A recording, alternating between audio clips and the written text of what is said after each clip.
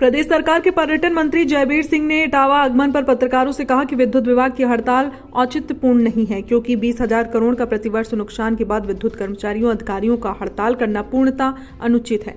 सरकार हड़ताल के दबाव में आने वाली नहीं है। विद्युत कर्मी अपनी हठधर्मिता पर आवादा होकर हड़ताल कर रहे हैं, जो जनहित में नहीं है। अगर हड़ताली कर्मचारियों ने जनहित के विपरीत कदम उठाने की कोशिश की तो उनके विरुद्ध कठोरतम कार्रवाई की जाएगी। उन्होंने अखिलेश यादव के पश्चिम बंगाल जाने पर चुटकी लेते हुए कहा कि वो अपना घर उत्तर प्रदेश तो देख नहीं पा रहे हैं, बंगाल में क्या करेंगे। उन्होंने तीसरे मोर्चे के गठन पर भी चुटकी ली। इस अवसर पर विधायक सदर सरिता भदौरिया, जिलाध्यक्ष संजीव राजपूत, शिवाकांत चौधरी सहित लगी संख्या में कार्यकर्ता मौजूद रहे।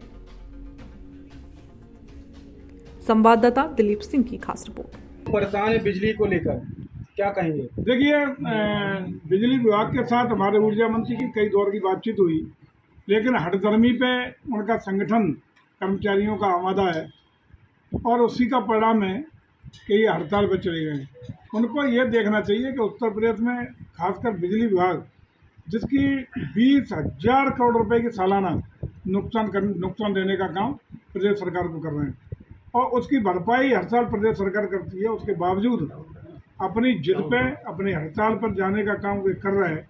इसमें सरकार किसी भी कीमत पर झुकेगी और निश्चित रूप से जो भी उसमें शामिल रहेंगे, जो भी संगठन इसमें सरकार का नुकसान करेंगे, जनता को परेशानी पैदा करेंगे, कठोरतम कार्रवाई करेगी। उसमें माननीय उच्च न्यायालय ने भी हम लोगों को किसी तरह के निर्देश देने का काम दिया। लेकिन इनका क्या, जिसको सरकार भरपाई कर रही हो, ये कंपनियां हैं और कंपनियां लगातार घाटे में हों, इनकी कंपनियों की भरपाई प्रदेश सरकार अपने जनता की कमाई के, गाड़ी कमाई के राजस्व से इनकी भरपाई कर रही है 20,000 रुपये सालाना की। उसके बावजूद इनको चाहिए कि उसको पहले लाभ में लाएं या कम से कम नुकसान खत्म बंद करें, तब अपनी मांगे को रखते तो अच्छा लगता। कि जहाँ 20,000 करोड़ सरकार इन्हें भरपाई के लिए दे रही है, नुकसान लगातार कर रहा है, ऐसी कंपनियों के कर्मचारी या हड़ताल करेंगे या अल्लाह ने नई नई मांगे रखेंगे, ये संभव होने वाला नहीं है। तो ये माना जो भी जनता के हित में होगा फैसला लिया जाएगा। निजीकरण तो पहले ही हो चुका है। जो कंपनियां बनने का मतलब निजीकरण की ओर था। आगरा हमने दिया, नोएडा दिया, सफलतापूर्वक वो काम कर रहे हैं। इनको तो ये देखना चाहिए कि जब आगरा में सफलतापूर्वक बल्क जिस कंपनी को हमने दिया है, वो कंपनी मुनाफा कमा रही है और ये लोग क्या कर रहे हैं कि लगातार घाटा दे रहे हैं। 20,000 करोड़ रुपए का सालाना घाटा प्रदेश सरकार को हो रहा है। तो निश्चित रूप से हम लोग आगे बढ़ेंगे और कहीं भी सरकार इनके दबाव में आने वाली नहीं है। और जो भी बाधाएं पैदा करेंगे, ये गुंडे करेंगे, लफंगे करेंगे, तो कठोरतम कार्रवाई भी होगी। पहले उत्तर प्रदेश संभालें। अगर इनकी सामंजस्य समझ होती, थर्ड फ्रंट की बात कर रहे हैं, तो तीसरा मोर्चा तब बनता है जब एक दूसरे के स्टेट में जो क्षेत्रीय दल हैं वो अपने को आपसी सामंजस्य रखते। पश्चिम बंगाल में क्या करते गए, जब ममता दीदी का सरकार में है, उनकी पार्टी है, क्या है वहाँ सपा का, तो यदि थर्ड फ्रंट की बात हो रही तो आपस में समझ नहीं है, तभी तो अधिवेशन करने गए।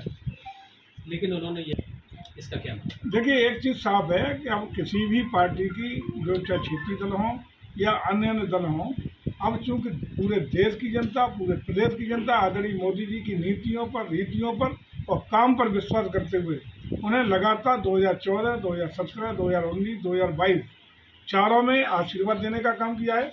प्रचंड बहुमत के साथ केंद्र की और प्रदेश की सरकार बनाने का काम किया है और 2024 में पुनः उत्तर प्रदेश से हम लोग पूरी की पूरी सीटें जीत करके प्रचंड बहुमत के साथ पुनः पार्लियामेंट में आदरणीय मोदी के नेतृत्व में सरकार बनाने का काम करते हैं। देखिए, हमें लगता है कि कहावत होती, गाँव 900 चूहा घाय बिलैया सबको बैठी। इनके कार्यकाल में क्या होता रहा है, इन्हें खुद अपने देखना चाहिए। तुम 12-17 में क्या करते रहे हो।